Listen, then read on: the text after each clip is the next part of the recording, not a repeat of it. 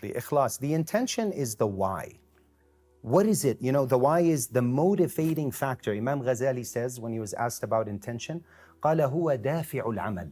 Yani, what is it that is motivating you to do what you do? Some people might be money. Absolutely. Some people might be praise, to be noticed, because they're, fond of themselves. They have ujub, for example. There's so many reasons that a person can do an act, but Allah only accepts that act that is done purely for his sake. Look at this. Rasulullah ﷺ entered upon the Sahaba and they were talking about the greatest fitna of all, the Masih Dajjal. دخل النبي صلى الله عليه وسلم على الصحابة وهم يتذاكرون المسيح الدجال فقال ألا أنبئكم بما هو أخوف عليكم عندي من الدجال قالوا بلى يا رسول الله قال الشرك الخفي أن يقوم الرجل يصلي فيزين صلاتهم لما يرى من نظر رجل. Such a beautiful hadith where Rasul ﷺ enters into the Sahaba and they're discussing the Antichrist, the Masih al-Dajjal. And Rasulullah ﷺ tells them, do you know, I'd like to tell you about something that I'm even more concerned about for you than the Antichrist, the Masih al-Dajjal. The Sahaba said, what is that, Ya Rasulullah? He said the invisible shirk, the subtle shirk.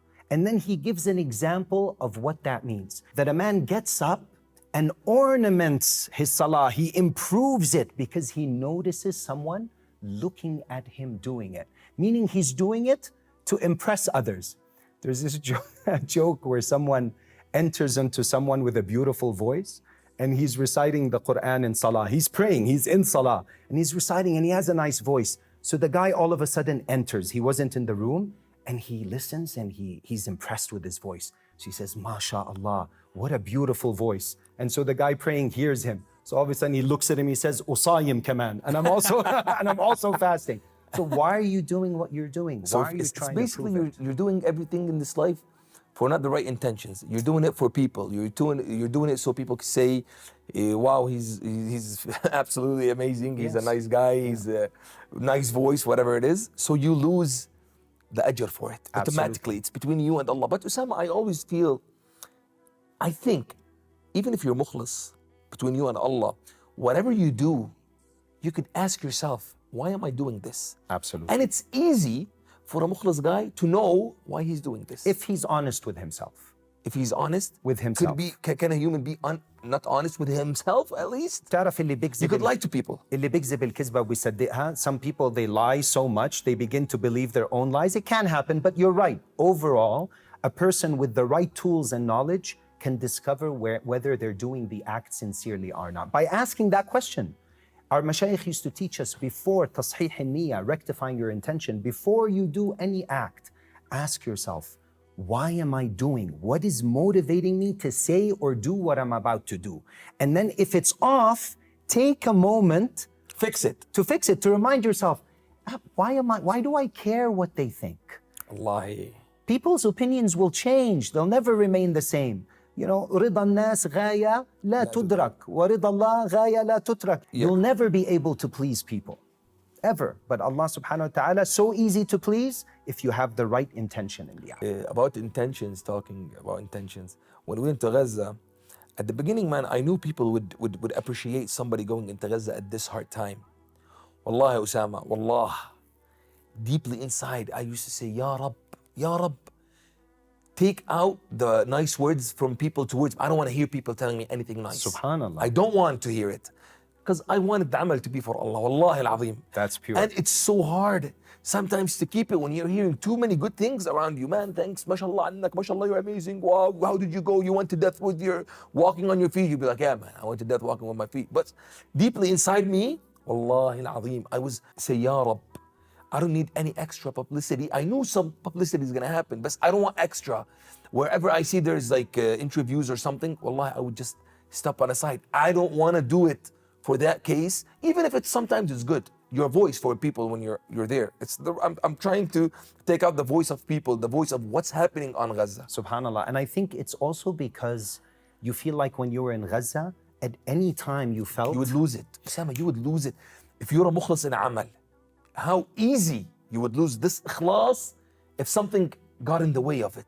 Some pride that you're in a place where not everybody can be at. Even in anything you're doing, man. Yes, It's absolutely. so easy to lose ikhlas, so easy. Subhanallah. That's why our mashayikh used to tell us, check your intention before and also in the middle of the act. So you have to keep checking it. And then they said at the end of the act, make istighfar.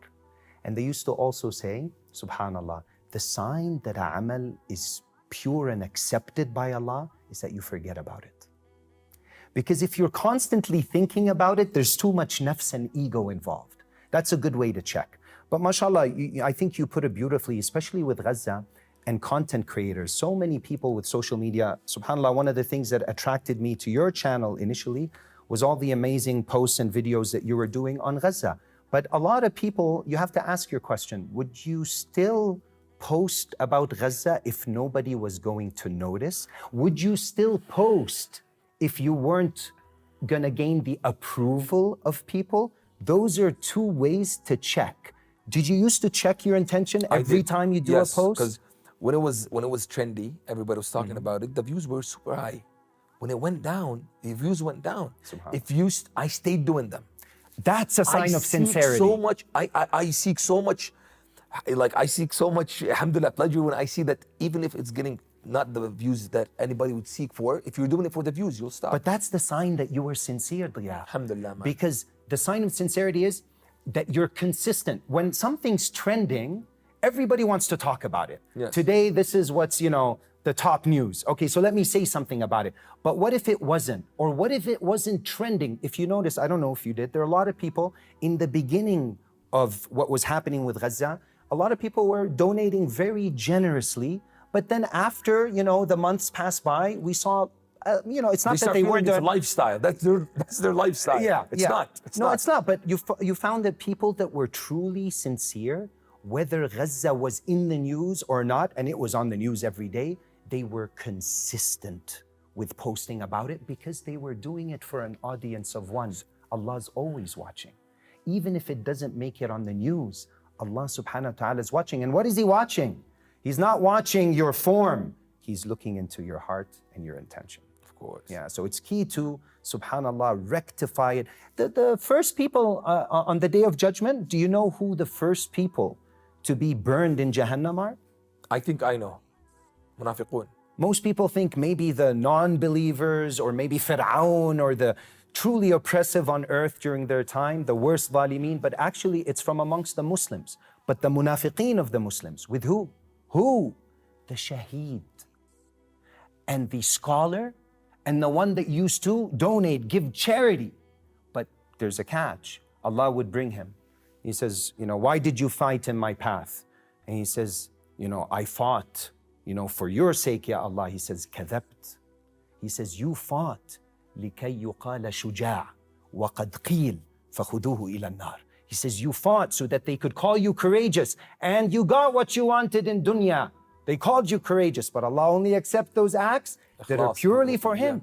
And he ends up in Jahannam. The scholar, why did you learn your knowledge? So that they can call you a scholar, eh? And they did. Take him into Jahannam. The one that was giving charity, why? Oh, Ya Allah, for your sake, no. So they can call you Kareem and generous. You are interested in people noticing you. Take him into Jahannam. So it's the most important. In fact, tazkiyah is the science of ikhlas.